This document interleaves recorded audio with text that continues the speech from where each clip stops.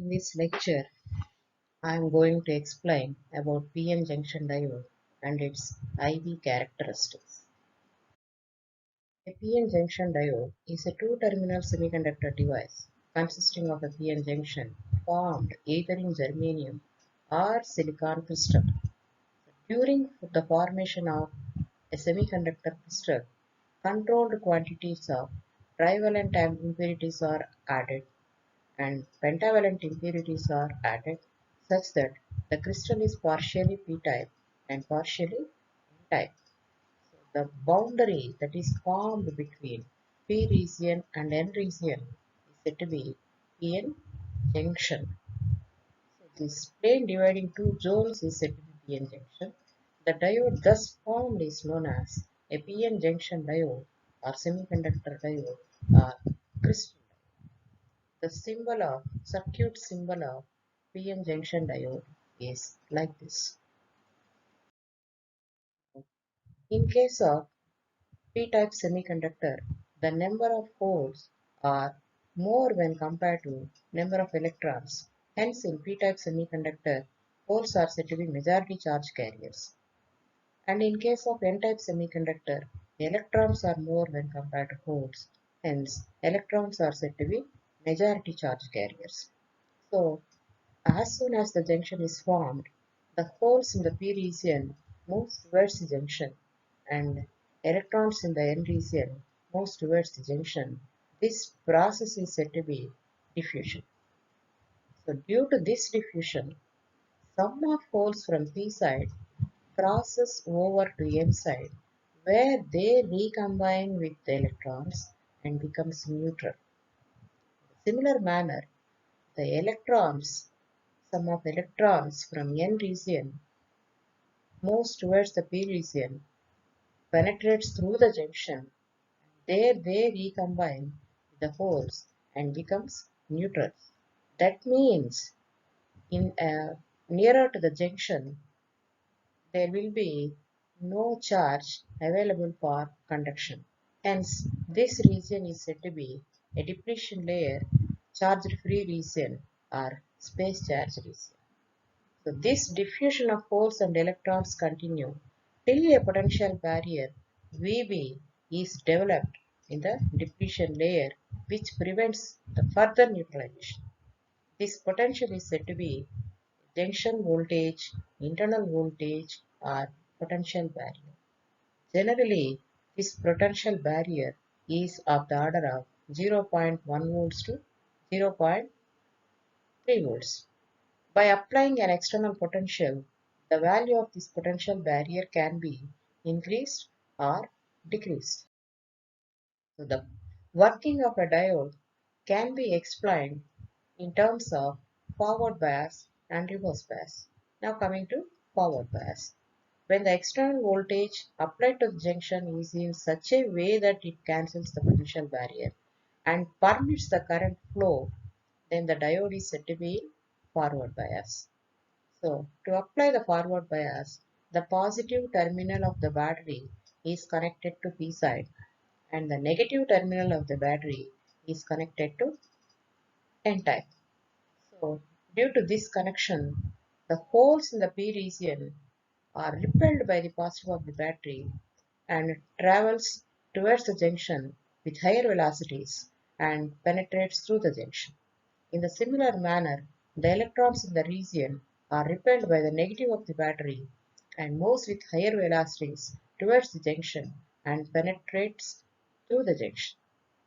Due to this, the width of the potential barrier decreases, the resistance decreases, and the junction barrier value decreases. That means the potential, the voltage of the junction decreases. Once the potential barrier is eliminated by the forward voltage, the junction resistance becomes almost zero and a low resistance path is established for the entire current. That means the current flows in the circuit. The current flows through the diode. Hence, the diode is said to be conducting during forward bias. Now coming to reverse bias.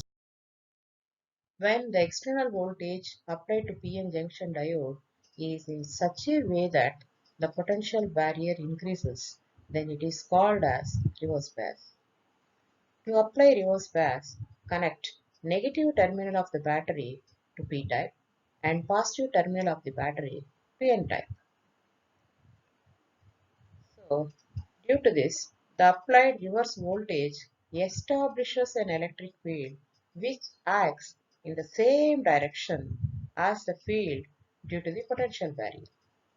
Therefore, the width of the potential barrier increases, the value of potential barrier voltage increases, the resistance of the depletion layer increases. So, that is, a high resistance path is established for the entire circuit. Hence, the current does not flow through the junction, which means during reverse bias, the diode does not conduct. But in p-type semiconductor, there are minority charge carriers, which are electrons. And in n-type semiconductor, there are minority charge carriers, which are holes. So these holes, they repel by the positive of the battery, and in p-type, the minority electrons repel by the negative of the battery. So these minority carriers travels through the junction and forms a small current. That current can be recorded with a microammeter, which means in reverse bias the current is in microamperes and in forward bias the current is in milliamperes. That is, the reverse bias current is 1,000 times less when compared to forward bias current. So, from this discussion, we can conclude that during the forward bias, the diode conducts, and during the reverse bias, it does not conduct. That means the PN junction is a one-way PN junction diode is a one-way device which offers a low resistance when forward bias and behaves like an insulator when reverse bias. Now coming to PN junction diode IV characteristics. So IV characteristics are nothing but current voltage characteristics, ampere volt characteristics are IV characteristics. So these characteristics are a curve between the voltage across the junction and current through the junction by taking the values of voltage on x-axis and values of current on y-axis. So the circuit arrangement for plotting IV characteristics of PN junction diode is as shown here. So the potential applied at the PN junction can be varied with the help of the potential divider or rheostat that is connected in this circuit. The voltage applied to the junction can be measured with the help of this voltmeter. The current that is flowing through the diode can be measured with the help of this meter.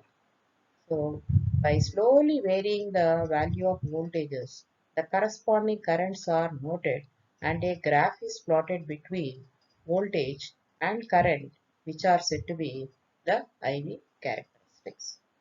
Now, these IV characteristics can also be explained in two stages, that is forward bias and reverse bias. Now coming to forward bias, we have already discussed about the forward bias, which means in the forward bias, the PN junction, P type is connected to positive terminal, N type is connected to negative terminal of the battery. The potential at PN junction can be varied with the help of potential divider or rheostat. Now at some forward voltage, the potential barrier is almost eliminated and current starts flowing through the junction, which means when potential applied to the junction is slowly increased, the current also slowly increases. Reaching a particular value, the potential barrier is almost eliminated and current increases exponentially rapidly. So this potential is said to be the voltage or threshold voltage or cutting voltage. And this threshold voltage is equal to barrier voltage, potential barrier voltage, junction barrier voltage VB. Mostly for germanium, this new voltage is 0.3 volts, and for silicon, this new voltage is 0.7 volts. Germanium and silicon are the most commonly used semiconductors. Now, as the forward voltage applied to the junction increases beyond the threshold voltage, the forward current rises exponentially, and the forward current will be of the order of milliamperes. The forward voltage is increased beyond a certain value. It may produce an extremely large current which may destroy the junction due to overheating. That means the current that the voltage should be applied to the PN junction for a limited values only. Now coming to reverse bias. For the reverse bias of PN junction, P type is connected to negative terminal and N type is connected to positive terminal of the battery. The reverse potential at PN junction can be varied with the help of rheostat.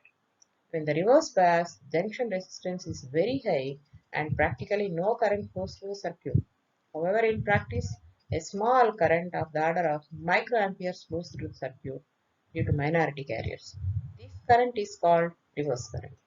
The current flowing through the diode when it is forward biased is said to be forward current, and the current flowing through the diode when it is reverse biased is said to be reverse current.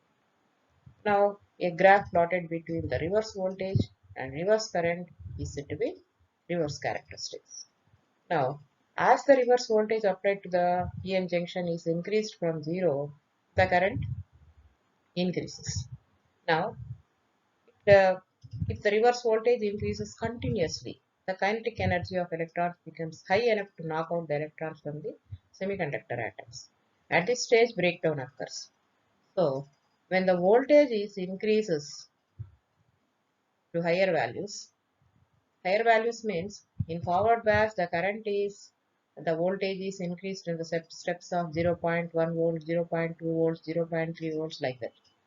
In case of reverse bias, the voltage is increased in terms of 1 volt, 2 volts, 3 volts, 4 volts, 5 volts and so on, which means the reverse voltage applied to the junction is 10 times greater than the forward voltage.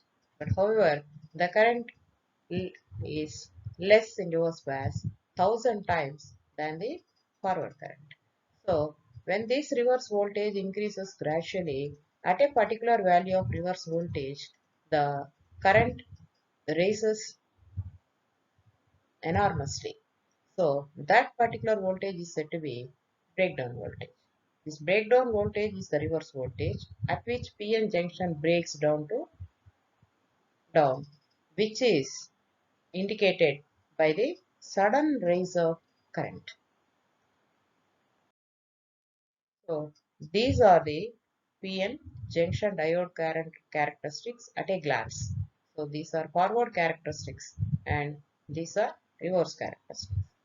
So from this discussion, it is clear that the PN junction diode works in forward bias and does not works in reverse bias.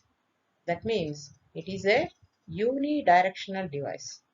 So this property is very much useful for the conversion of alternating current to direct current. Direct current is universal current, alternating current is sinusoidal current. So the the device which is used for the conversion of alternating current to direct current is said to be a rectifier. So diode is used as a rectifier.